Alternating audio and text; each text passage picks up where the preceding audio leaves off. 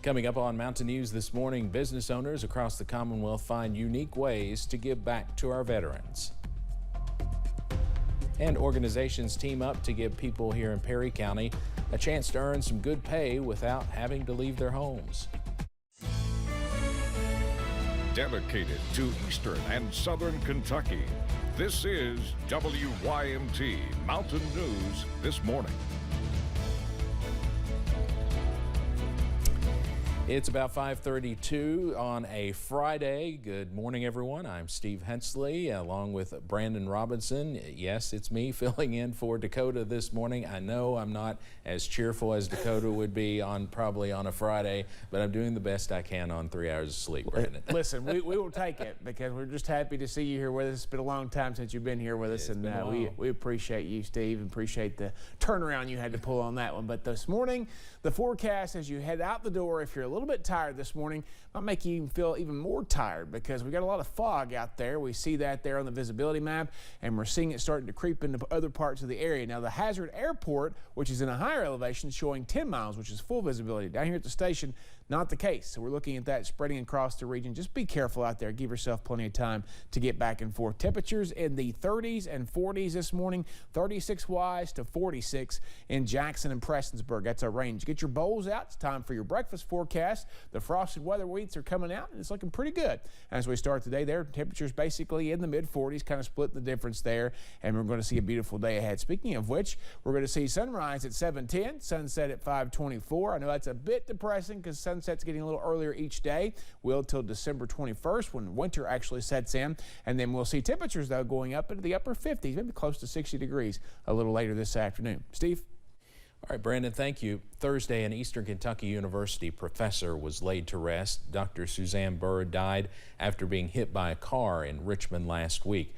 Her visitation started at 6 last night at Oldham Robertson Powell Funeral Home, and the funeral began at 7. No charges are expected in her death. We are learning about a theft involving the EKU aviation program. It happened Tuesday at the Central Kentucky Regional Airport in Madison County. EKU police list 8 theft reports of university-owned property.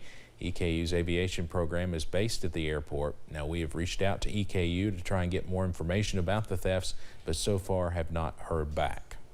Kentucky is due nearly $3 million in fines from the governor of West Virginia. The Lexington Herald-Leader reports Governor Jim Justice owns several mines throughout eastern Kentucky. A judge says Kentucky can collect money for environmental violations and unfinished reclamation work. An attorney for Governor Justice says the fines would be so excessive with interest that it would violate the 8th Amendment. During Veterans Day, we always take time to share thanks and appreciation for the men and women who serve in our armed forces, but many of them fight an internal battle when they get home. WYMT's Zach Hawk shares the story of how one veteran fought off addiction and then decided to help his brothers and sisters in need. I was sitting in jail one day and I woke up and I thought, man, what am I doing? Here I am, I got 2 children, I'm not even being a dad to them. That thought is what led U.S. Army veteran Earl Young to addiction recovery care, but it came a long way into a dark journey. I was homeless, basically living under a bridge. I didn't have nobody. I shut everybody out that loved me. If I didn't shut them out, I was robbing them, stealing from them. Young became addicted to crystal meth while in the service, a problem that would follow him for the next 23 years. His journey to recovery began at ARC in 2019 and would lead him to another veteran in need. A year ago today, I was back in the madness and strung plumb out. On that Veterans Day, it was District Judge Kevin Mullins of Letcher County that pointed those close to Matthew Bailey towards a source of hope. A friend showed up, Josh Fleming, at my house, asked me to take a ride with him up to Spring Hill, and he said, we're waiting on Earl.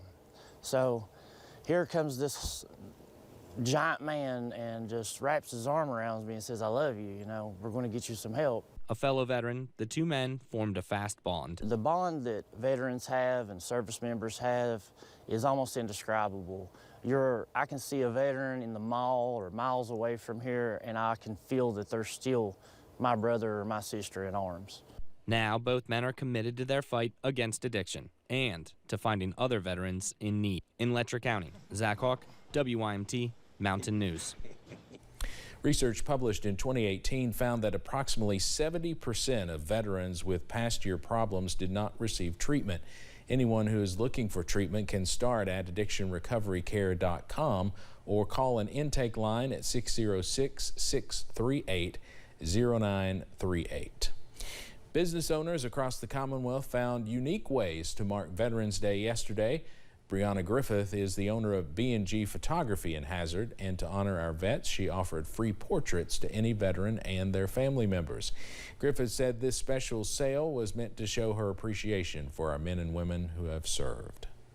They've done so much and sacrificed so much to serve our country and to protect us, keep us safe, and I've had several family members that all served over the years, and I just want to do something special for them to honor them for all they've done for us. Griffith told us she was thrilled to have a busy afternoon yesterday, sending vets home with a digital image or a high-quality print. A Clark County couple completed a months-long project in honor of veterans. Bobby and Jocelyn Stanfield own Super Shine Car Wash in Winchester. They and 43 other businesses and community members there have been raising money to fund grave markers for fallen heroes. The Stanfield said all of the markers were installed this week, just in time for Veterans Day. Yesterday, the car wash thanked veterans and active military with free car washes and honored families of those who have died with the official markers at the cemetery across town. I think that a lot of family members don't realize that although the marker is a government issued and it's at no cost to them, they're delivered to the cemetery, and then the cemetery waits for further instructions from the family. Sometimes a family would rather have the marker as a keepsake. Some want them installed. The Stanfields collected the names and stories of each veteran that came through the car wash as a way to honor them and their service. The Stanfields said extra funds were donated to Lady Veterans Connect, a veteran organization based in Winchester. Somerset marked Veterans Day with a huge presentation. 2 veterans presented the country's flag by parachute.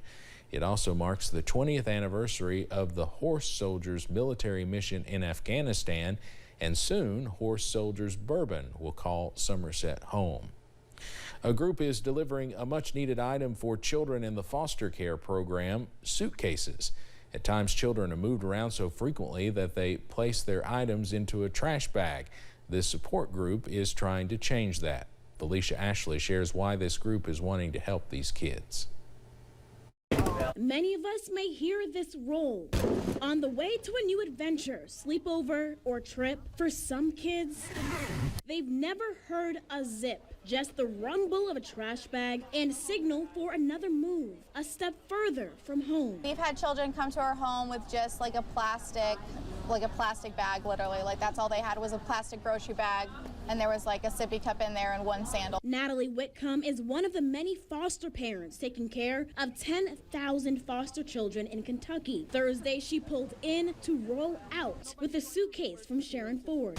Ford has spent 30 years in child welfare. Thursday, back-to-back stories from foster parents about children moving their items of comfort in black garbage bags. She had tears in her eyes, and of course it made me want to tear up too, because I know our kids aren't trash. Ford says there are 400,000 children in the foster system across the country. 105,000 are eligible for adoption. With her organization Focus on the Family, she's providing 300 new suitcases to foster families in Kentucky, like Stacy Vandeventer. Her 16-year-old foster daughter has been through the revolving door. I asked her about coming to our home for the holidays and she had a suitcase and she didn't answer me.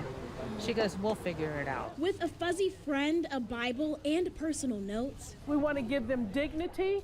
We want to support them and walk beside them with grace.